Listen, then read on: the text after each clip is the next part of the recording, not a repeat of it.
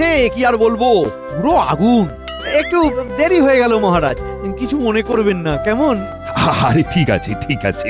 বসন্তেই গরম এলো, বাইরে যেন আগুন। আজ মহারাজ খোশ মেজাজে, মনে লেগেছে ফাগুন। মন্ত্রী মশাই চোর চোর। দেখেছেন মহারাজ, দেখেছেন, গোপালের কোনো কাজ নেই, শুধু আমার পিছনে লাগে। আনন্দ পাই। ধরুন এটাই আপনার প্রতি ভালোবাসা। তেলে বেগুনে জ্বলে উঠলেন মন্ত্রী, গেলেন রেগে। গোপাল নাকি আনন্দ পায় মন্ত্রীর পিছনে লেগে। বেশ অনেক হাসি ঠাট্টা হয়েছে। এবার আমি যেটা বলছি সেটা শোনো। বলুন মহারাজ। আর মাত্র কয়েকদিন পরেই তো দোলযাত্রা, রং খেলা। আর এবার দোলযাত্রায় আমাদের কৃষ্ণনগরে স্বয়ং নবাব বাহাদুর আসছেন হোলি খেলতে। উনি এবার ছুটে ছুটে রং মাখাবেন, আর তোমাদের সবাইকে পালিয়ে পালিয়ে বেড়াতে হবে। দারুণ মজা হবে। এর জন্য তো স্বতঃস্ফূর্ত হতে হবে। গোপালের যা চেহারা, তাতে সে কি এই ধরাধরি খেলা খেলতে পারবে? কেন পারবো না, নিশ্চয়ই পারবো। হ্যাঁ ঠিকই তো, চেষ্টা করলে নিশ্চয়ই পারবে। মহারাজ, আমার মনে হয় যে বড় আকারে খেলা শুরু হওয়ার আগে আমাদের রাজসভাসদদের মধ্যে একটা ছোট খেলা হওয়া উচিত। সেটা কিরকম? খুবই সোজা। রাজবাড়ির মাঠে একটা লক্ষ্যস্থল বানানো হবে, সেখানে সবাই দৌড়ে দৌড়ে আসবে আর মাথা দিয়ে বল মেরে লক্ষ্যস্থলে প্রবেশ করাবে। তাহলে আমরা আজকে কালকে সকালে এই খেলে খেলে গা গরম করে নেব। হ্যাঁ, তার জন্যে অনেক বল আনিয়ে রাখতে হবে। সেসব দায়িত্ব গোপালকে দিন। ও এক্ষুনি শহরে বেরিয়ে পড়ুক, শহর থেকে বল নিয়ে আসুক, এতে ওর ভুঁড়িটা একটু হলেও তো কমবে। ঠিক বলেছ। আচ্ছা গোপাল, তুমি তাহলে আর দেরি না করে এক্ষুনি বেরিয়ে পড়ো, আর যা খরচ হবে এসে আমার কাছ থেকে নিয়ে নিও। আচ্ছা মহারাজ।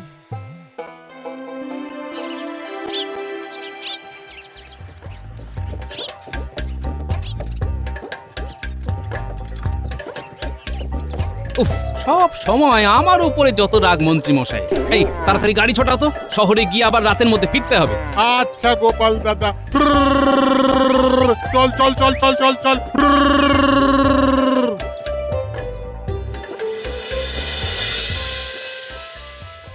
উফ, বাপ রে বাপ, সারাটা দিন চলে গেল। ওই দেখ, গোপাল এখন রাজবাড়িতে ঢুকছে। তার মানে একটু পরেই কাজ ছেড়ে বেরোবে। ওদের যেরকম যেরকম বলেছি সেরকম কাজ করতে হবে কিন্তু। কোনো চিন্তা করবেন না মন্ত্রী মশাই, এই বসন্তে গোপালের জীবনের গল্পে হেমন্ত বসিয়ে দেব। বাজে কথা না বলে কাজে লেগে পড়। যা যা যা যা। মহারাজ, আসতে পারি? আরে গোপাল, এসো এসো। মহারাজ, আমি শহর থেকে বল নিয়ে এসেছি। মোট 10 মোহর খরচ হয়েছে। এই নিন তার রসিদ। বেশ বেশ, এই নাও তোমার 10 মোহর। তুমি যাওয়ার সময় ভাড়ার ঘরে এই বলগুলো রেখে দিয়ে চলে যাও। আবার সকালে বল খেলা শুরু হওয়ার আগে মাঠে নিয়ে যাবে। আচ্ছা মহারাজ, এত ভারী বস্তা, বাপরে বাপ, আপনার ভাড়ারে রেখে ভালোই হলো, ধন্যবাদ। উফ, সেই সকালে বাড়ি থেকে বেরিয়েছি, কে জানে গিন্নি কি ভাববে। যা। সেটারই বদলা নিলাম।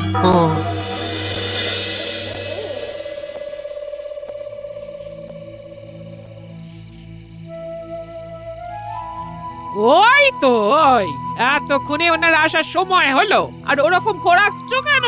কি হয়েছে? আরে বলছি মহারাজ শহরে পাঠিয়েছিলেন যে। ও মা গো, তার জন্য এত দেরি? আরে দেরি কি আর সাত করে করেছি? ও মা গো, এই দেখো তোমার জন্য কি এনেছি, আয়না। এ কি এত ভাঙা আয়না? আর বলো না, একটু আগে। হায় হায় হায়, তুমি চুপটি করে বসো তো দেখি। ওহ, মানুষ তো না, মোটা ঘটাকে মন্ত্রী মশাই একেবারে এক একটা ডাকাত তৈরি করেছেন। আহ, কথা না বলে একটু মলম দাও তো, আমাকে এক্ষুনি বেরোতে হবে। দিচ্ছি, কিন্তু এই অবস্থায় তুমি আবার কোথায় যাবে?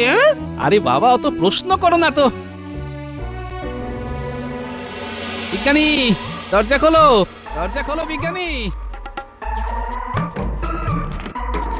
কি গোপাল, তুমি এখন? হ্যাঁ শোনো, মন্ত্রী অনেক বেড়েছে, আমার কি অবস্থা করেছে দেখো। এ কি গো, মলম লাগিয়েছো মনে হচ্ছে।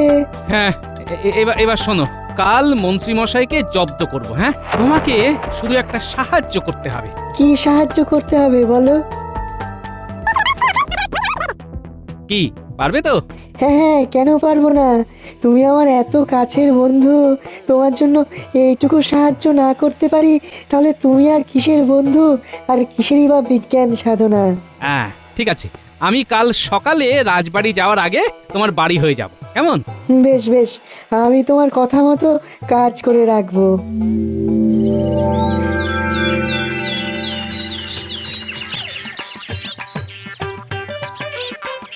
তুমি এগোতে থাকো গোপাল, আমি একটু পরে রাজবাড়ির মাঠে আসছি। হ্যাঁ এসো।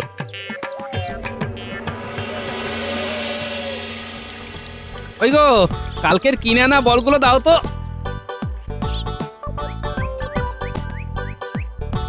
ও মা গো, কি ব্যথা! এবার কুটির শিল্পটা করে ফেলতে হবে। ও বাবা, ও মা। এই কি গোপাল, তুমি এই হাল কি করে করলে? সবই ভাগ্য মহারাজ। ভাবলাম হোলির উৎসবের দিন নবাব বাহাদুরের সাথে খেলাধুলোর আনন্দ উপভোগ করার আগে একটু গা গরম করব, কিন্তু কাল একটা বিপদ হয়ে গেল মহারাজ। সে কি বিপদ? আর সেই নিয়ে ভাবনা চিন্তা করে কি লাভ বলুন? আমি আজকে প্রতিযোগিতায় অংশগ্রহণ করব না, আমি বরং সকলকে সহযোগিতা করব। সবার মাথায় বল ছুড়ব আর সবাই লক্ষ্যে বল তাক করবে। উফ, এটাই তো চাইছিলাম, কিন্তু গোপাল আমার বা বটা ঘটার নামে অভিযোগ করলো না কেন? ব্যাপারটা কেমন সন্দেহজনক লাগছে। বেশ, তবে তাই হোক, তোমরা সবাই খেলা শুরু করো। খেলার নিয়ম অনুযায়ী প্রত্যেকে 3টে করে সুযোগ পাবে। লক্ষ্যস্থলের থেকে 20 পা আগে প্রতিযোগীকে দাঁড়াতে হবে। তারপর গোপাল তাদের মাথায় সামনে থেকে বল ছুঁড়বে আর প্রতিযোগীকে সেই বল তাক করে লক্ষ্যস্থলের মধ্যে প্রবেশ করাতে হবে। বুঝে গেছি। তাহলে শুরু হোক। সবার আগে আসছে বিজ্ঞানী। সুযোগ নাম্বার 1। পেরেছি পেরেছি, আমি পেরেছি। এবার তোমার দ্বিতীয় সুযোগ। সাব্বাস, 2-এ 2। এবার আবার আমার দিকে উল্টো পাল্টা ভাবে বল ছুড়ো না জানো। আরে না না, আপনি আমাদের স্বনামধন্য মন্ত্রী মশাই বলে কথা, আপনার সাথে ওরকম করতে পারি নাকি? তাহলে শুরু হোক মন্ত্রী মশাইয়ের সুযোগ নাম্বার 1। সাবাস মন্ত্রী, সাবাস। ছোড়ো গোপাল, ছোড়ো, দ্বিতীয় বলটাও ছুড়ে দাও। এবার মজা দেখাবো। এবার দ্বিতীয় সুযোগ। গোপাল, তোমার এত বড় স্পর্ধা যে তুমি সবার সামনে আমার মুখ কালি করলে।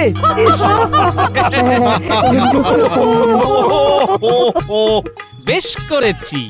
আপনি যেমন বটা ঘটাকে দিয়ে আমাকে মাটিতে ফেলে দিলেন, আমি তেমনি আপনার মুখে কালি ঢেলে দিলাম।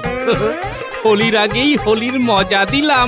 গোপাল, তোমার কিন্তু এটা করা উচিত হয়নি। মহারাজ, মন্ত্রী মশাই গতকাল কি করেছে জানলে আপনিও বলবেন আমার রাগ হওয়াটা স্বাভাবিক কিনা। গতকাল আপনার বাড়ি থেকে আমি ফিরছি এমন সময়। না না না না, এটা কিন্তু একদম ঠিক করনি মন্ত্রী। সেদিন রাজসভায় সবাই সাধু সাধু বলার পরে আমাকে চোর বললো, সেবেলা। সে তো আমি মজা করে বলেছি, কিন্তু তা বলে আপনি আমাকে এভাবে মাটিতে ফেলে দেবেন? এতটুকু মানবিকতা নেই আপনার মধ্যে? সত্যি মন্ত্রী খুব খারাপ। গোপাল আজকে বদমাইশি করে তোমার মুখ কালো করে দিয়েছে, কিন্তু তোমার আসলে মনটাই কালো, প্রতিহিংসা পরায়ণ। সত্যি মন্ত্রী মশাই, আপনার চারিদিকে দুর্নাম, এটা সবাই বলে। বেশ, আমি কথা দিচ্ছি, আমি ভালো হয়ে দেখাবো। তাহলে বাকি খেলা শুরু হোক। পুরো মুখের হুলিয়া বদলে দিল। এইভাবে প্রতিশোধ নেবে না? ইস, এত হিংসে কেন তোমার মনে? একটু ভালো হতে পারো না নাকি? আমার বড় হয়ে তুমি এত এত খারাপ কি করে হলে, আমি তো এটাই ভেবে পাই না। উফ, যে পারছে আমাকে ধুয়ে দিচ্ছে। দূর দূর, ছি ছি ছি ছি। বুঝলে গিন্নি, চুন হলুদে বেশ ভালো কাজ হয়েছে। গোপাল দাদা, খুব বিপদের মধ্যে পড়ে গেছি। আরে আমি নিজেই বিপদ কাটিয়ে একটু সুস্থ হওয়ার চেষ্টা করছি। আর তোমার আবার কি বিপদ হলো গো? আর বলো না, কদিন একজন জমিদারের জমিতে ভাগ চাষি হিসেবে কাজ করছিলাম। হঠাৎ করে বলে কালকে থেকে আর কাজে আসতে হবে না। সে কি, কেন? জমিদারের এই মুহূর্তে হাতে টাকা পয়সার অভাব, তাই আর কি, মানে সব দিন মজুর ভাগ চাষিদের সরিয়ে দিচ্ছেন। এখন আমি কি করি বলো তো? বলছি, আমি তাহলে এই চুন হলুদটা সরিয়ে রান্নাঘরে রাখছি, কালকে আবার নিও। বেশ বেশ, এই তো পেয়েছি। আচ্ছা, তুমি এক কাজ করো, হ্যাঁ, কদিন পরেই তো দোল উৎসব, সবাই রং আবির কিনবে। তুমি ওই ফুলের পাপড়ি, হলুদ, গাছের পাতা এসব দিয়ে ভেষজ রং তৈরি করো। এটা তো বেশ ভালো বুদ্ধি দিয়েছো গোপাল দাদা, ধন্যবাদ, তুমি আমাকে বাঁচালে। শোনো, তুমি একবার বাচ্চাগুলোকে বলো কাল বিকেলে যেন আমার সাথে দেখা করে। হ্যাঁ, আচ্ছা।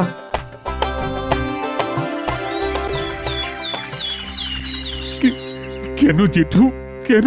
একই মহারাজ, কি হয়েছে আপনার জেঠুর? আমার কর্তব্য জেঠু গতকাল রাতে মারা গেছেন। এ তো বড় দুঃখের কথা মহারাজ। তাহলে আপনার বাড়িতে দোল উৎসবের দিন পুজো হবে কি করে? সেটাই তো ভাবছি। নবাব বাহাদুর নিজে থেকে জানিয়েছেন এবারে তিনি কৃষ্ণনগরে উপস্থিত থাকবেন। কত কত ভেবে রেখেছিলাম গ্রামবাসীদের নিমন্ত্রণ করব, সবাই দোল খেলার পরে রাজবাড়িতে খাওয়া দাওয়া। একদম বাজে কথা বলবে না। ঝগড়া বন্ধ করো, আমার মন মেজাজ ভালো নেই। মন্ত্রী মন্ত্রী, তুমি খুব ভালো প্রস্তাব রেখেছো। তুমি তাহলে আর দেরি না করে এক্ষুনি সকলকে নিমন্ত্রণ করা শুরু করে দাও। হ্যাঁ মহারাজ, প্রথমে মহারাজকে দিয়ে শুরু করব, বুঝলি? হ্যাঁ, তাই চলুন। সত্যি আমি খুব খুশি হয়েছি। হয়তো আমি তোমাদের সাথে দোল খেলার আনন্দ উপভোগ করতে পারবো না, যেহেতু আমার অসুখ চলবে, কিন্তু আমি একবার দেখা করে আসবো। বেশ বেশ মহারাজ, আমি নবাব বাহাদুরকে নিমন্ত্রণ করে আসব। বুঝলি বটাঘটা, সব গ্রামবাসীদের নিমন্ত্রণ করব, সব সভাসদদের বলবো, কিন্তু গোপালকে বলবো না। বেটা উচিত শিক্ষা পাবে। হ্যাঁ, দারুণ মজা হবে। আচ্ছা ঘটা, তুই এই পত্র নিয়ে নবাবের কাছে চলে যা, বুঝলি? আর বটা, তুই কিছু পত্র নিয়ে গোপাল ছাড়া বাকি সভাসদদের বাড়ি যা, আর আমি গ্রামবাসীদের বাড়ি যাচ্ছি। হ্যাঁ, আচ্ছা মন্ত্রী মশাই।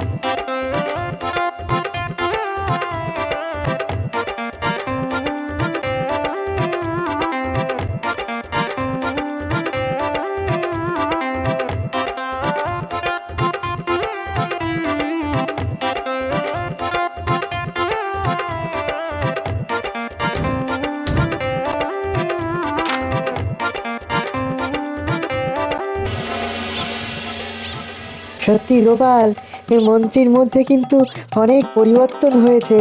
গতকাল বিকেলে আমাকে নিমন্ত্রণ করে গেলেন। আমাকেও শুনছি ওই ভোলার দোকান থেকে ক্ষীর কদম্ব, জিভে গজা, রসগোল্লা, অনেক রকমের মিষ্টি আসছে। ওমা, কি, আমাকে তো নিমন্ত্রণ করেনি? সে কি, সব সভাসদদের বললো, তোমাকে বললো না? না, ওই তো মন্ত্রী মশাই দূরে রাজবাড়ির দিকেই যাচ্ছেন, উনি হয়তো ভুলে গেছেন। যাই, ওনাকে গিয়ে জিজ্ঞেস করেই দেখি। খাওয়া দাওয়ার ব্যাপারে আমি একটু নির্লজ্জ। ও মন্ত্রী মশাই! ও গোপাল, বলো। তা আপনার বাড়িতে পুজো খাওয়া দাওয়া হচ্ছে তো? হ্যাঁ, ওই দোল পূর্ণিমার দিন সকলে, মানে সব গ্রামবাসীরা আসবে, সব সভাসদরাও আসবেন। আমি নিজে গিয়ে নিমন্ত্রণ করলাম, বুঝলে? নবাব বাহাদুরকেও করেছি। আমাকে মনে হয় ভুলে গেছেন। না না, ভুলবো কেন? ছি, ইচ্ছে করেই করিনি, বুঝলে? তুমি এত খাও যে কি বলবো বলো। ঠিক আছে, তাহলে আপনার বাড়িতে আমি ওই বিনা নিমন্ত্রণেই চলে যাব। অতই সোজা, হ্যাঁ? তোমাকে দেখতে পেলে এই প্রহরী ঘাড় ধাক্কা দিয়ে বের করে দেবে। বেশ, দেখবো কে আমাকে বের করে দেয়। যদি আমি আপনার বাড়ি গিয়ে সেদিন খেতে পারি, তাহলে আপনি সবার সামনে নাক খত দেবেন। ঠিক আছে, ঠিক আছে, দেবো।